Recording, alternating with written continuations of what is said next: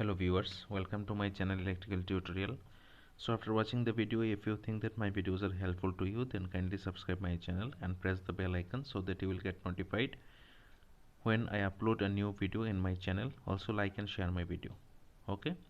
So viewers, previously in my previous lecture I have discussed about the basic concept of voltage regulation, and also I have shown how to draw the phasor diagram of voltage regulation. And today in this video we will study how to derive the mathematical expression of voltage regulation using phasor diagram. Okay, so let's start. So देखिए, अभी तक हमने जो phasor diagram यहाँ पे draw किया है वो हम पिछले वीडियो में, जो कि कॉन्सेप्चुअल वीडियो था, उसमें हमने स्टडी किया है। अगर आप लोगों ने वो वीडियो अभी तक वॉच नहीं किए हैं तो उसका लिंक वीडियो के डिस्क्रिप्शन बॉक्स में होगा। Kindly go there and click on the link to watch that video, okay, so that the concept will get clear. Okay, so first हमने यहाँ पे सेकेंडरी वोल्टेज को कंसीडर किया है, उसका इक्विवेलेंट करंट को कंसीडर किया है, राइट। वोल्टेज और करंट के बीच में जो एंगल है उसको हमने कंसीडर किया है φ2 से, राइट। इसके बाद करंट का जो डायरेक्शन होगा, रेजिस्टेंस ड्रॉप भी सेम डायरेक्शन में होगा, और रेजिस्टेंस ड्रॉप के साथ रिएक्टेंस ड्रॉप जो है वो 90 डिग्री एंगल में होगा।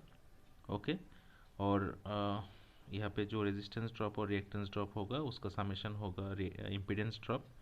ओके, और ये जो टोटल जो ड्रॉप्स है उसको अगर हम कैलकुलेट करें तो हमारा जो सेकेंडरी ईएमएफ है वो निकल के आएगा, राइट। इसका जो सर्किट डायग्राम था सेकेंडरी सर्किट का, वो कुछ ऐसा था कि यहाँ पे एक रेजिस्टेंस था जिसको हम आर इक्विवेलेंट से डिनोट किया है, यहाँ पे एक रिएक्टेंस था जिसको हम एक्स इक्विवेलेंट से डिनोट किया था, राइट। और इसके बीच में हमारा लोड कनेक्टेड था। ओके, तो यहाँ पे E2 था, E2 यहाँ पे था current I2। Okay, so when current flowing through the resistance a resistive drop will occur, उस ड्रॉप को हमने V2 से माइनस किया, V2 के साथ प्लस किया है यहाँ पे, और उसके बाद रिएक्टेंस से जब करंट उससे फ्लो होगा तो यहाँ पे रिएक्टेंस ड्रॉप होगा, उसको भी प्लस किया है। प्लस करने बाद यहाँ पे क्या हो जाएगा, देखिए एक्सप्रेशन कुछ ऐसा आएगा, V2 plus I2 R equivalent plus I2 X equivalent, this will give you E2, right. तो इसी को हमने वेक्टर डायग्राम में प्लेस किया है। ओके, तो अभी हम क्या करेंगे, देखिए ये जो डायग्राम है इसको अगर हम एक्सटेंड करें इस तरह से, इसको अगर एक्सटेंड करें तो यहाँ पे क्या हो जाएगा, ओ बी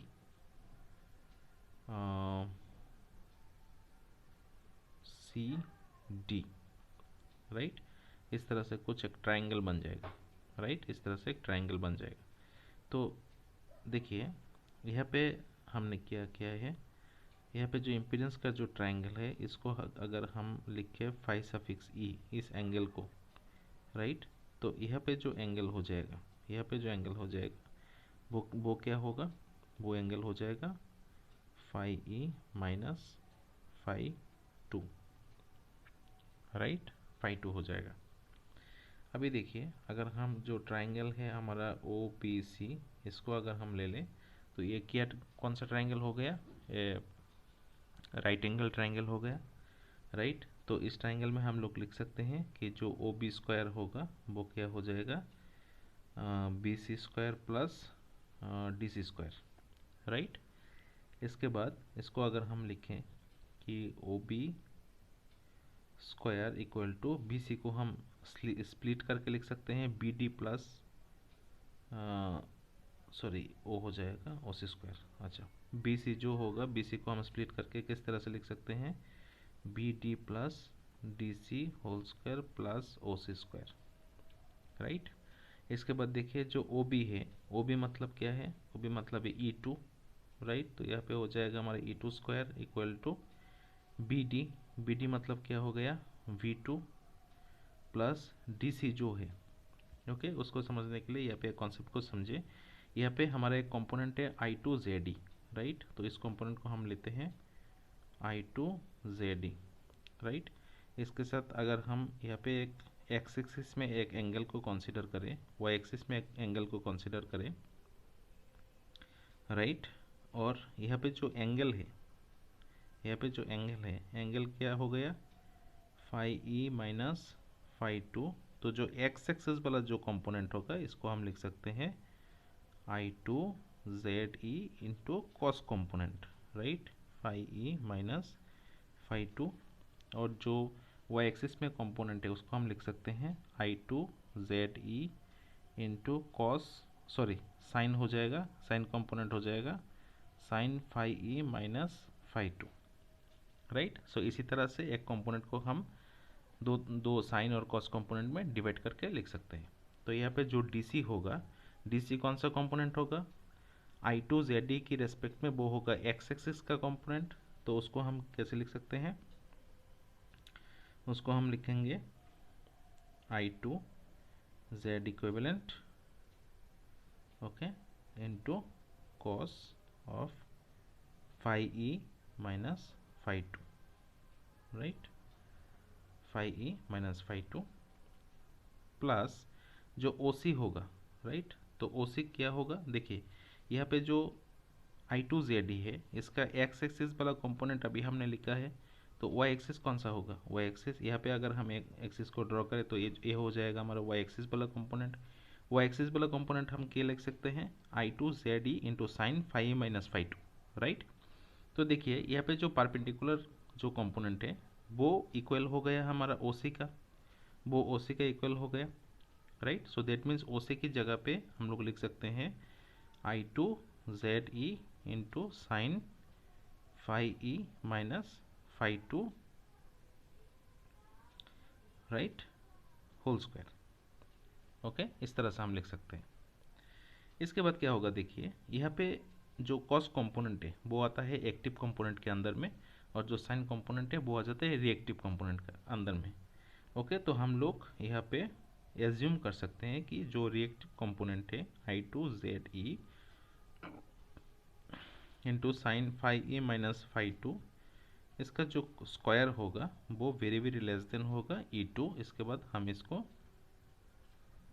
नेग्लेक्ट कर सकते हैं, राइट।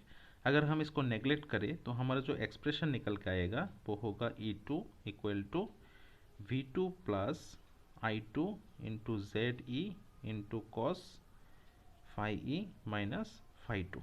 बोथ साइड का जो स्क्वायर है वो कैंसिल हो जाएगा और हमारा एक्सप्रेशन जो आएगा वो कुछ इस तरह से हम एक्सप्रेशन को लिख सकते हैं।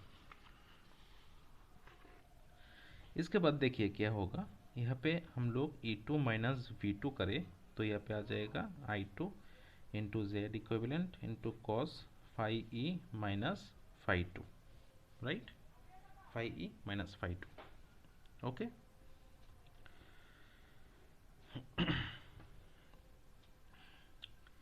तो यहाँ पे हम इसको इक्वेशन नंबर 1 से डिनोट कर सकते हैं।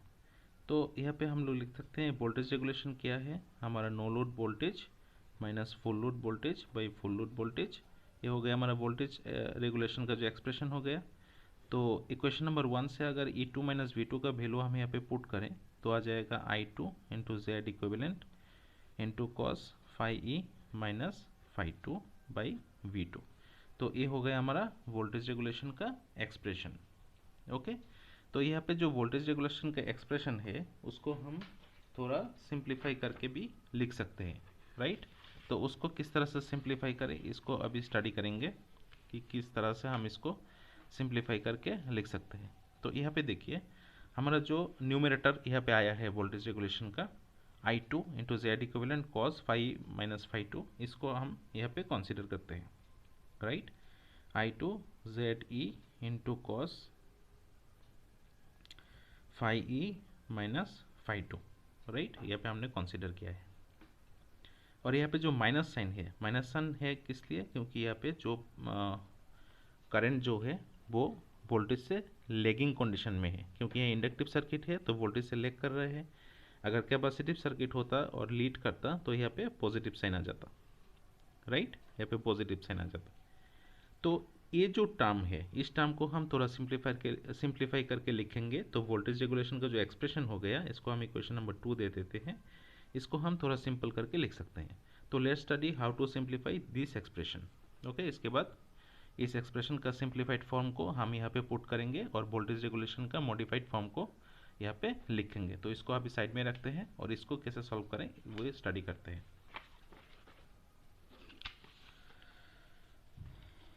तो यहाँ पे देखिए क्या हो जाएगा, इसको हम लिख सकते हैं, I two into Z equivalent, right. यहाँ पे cos A plus B, that means cos A cos B plus minus sine A sine B, right. ये हो गया हमारा एक्सप्रेशन। इसके बाद आई टू जेड ई से मल्टीप्लाई करना पड़ेगा, फुल जो एक्सप्रेशन है उसको, I two Z E cos phi E into cos phi two plus minus I two Z E sine phi E into sine phi two, right. इसके बाद हमको क्या करना है, जो टू वाला टर्म है इसको एक साथ रखना है और जो ई वाला टर्म है उसको एक साथ करना है, राइट। तो यहाँ पे I two into Z, I two into cos phi two, right, और इसको एक साथ करना है, right. Z E into cos phi E plus minus I two sine phi two into Z E into sine phi E, right. इसके बाद हम एक कॉन्सेप्ट को समझते हैं कि हमारा कोई, देखिए जो रेजिस्टेंस ड्रॉप होता है वो हम इस तरह से लिख सकते हैं, रेजिस्टेंस वाला टर्म को इस तरह से लिख सकते हैं, और रेजिस्टेंस का टर्म से जो रिएक्टेंस का टर्म होता है वो 90 डिग्री एंगल में होता है, एक्स सी का टर्म 90 डिग्री एंगल में होता है, और इसका जो सम होता है वो होता है इम्पीडेंस का टर्म। ये हम किस तरह से लिख सकते हैं, according to impedance triangle, okay. According to impedance triangle हम इसको इस तरह से लिख सकते हैं, राइट। इसके बाद देखिए यहाँ पे क्या है, I two into cos phi two, right. इसके बाद यहाँ पे है जेड ई इंटू, यहाँ पे जो कॉस फाई ई है इसको हम किस तरह से रिप्लेस कर सकते हैं, यहाँ पे जो राइट एंगल ट्रायंगल है उसके रेस्पेक्ट में कैसे हम इसको चेंज कर सकते हैं। कॉस फाई जो है उसका वैल्यू होता है base by hypotenuse, right, that means R E by Z E, okay. Cos phi क्या हो गया, बेस बाई हाइपोटेनस। तो बेस क्या है, resistance, equivalent resistance, base by hypotenuse क्या है, इक्विवेलेंट इम्पीडेंस, ओके।